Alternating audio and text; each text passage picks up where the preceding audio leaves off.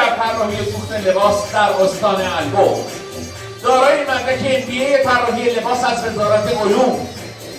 خانم راحله شبندی، مزون طراحی دوخت آیشن.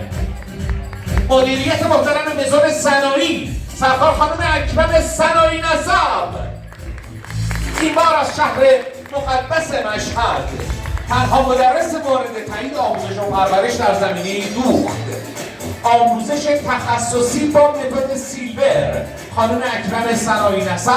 مدیریت محترم مزون صنایع با گواهینامه‌های بین‌المللی و فنی حرفه‌ای رو تشویق بفرمایید. مدیریت آموزشگاه فنی حرفه‌ای آزاد مدپوش، سرکار خانم فاطمه پرتنی رو تشویق بفرمایید.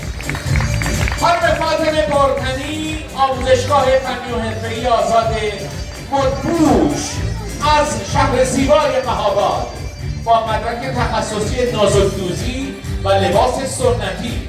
مدیر محترم دو آموزشگاه صنایع پوشاک و صنایع دستی، مدرس موفق استان از شهر زیبای مهاباد، آموزشگاه فنی و حرفه‌ای آزاد مدپوش.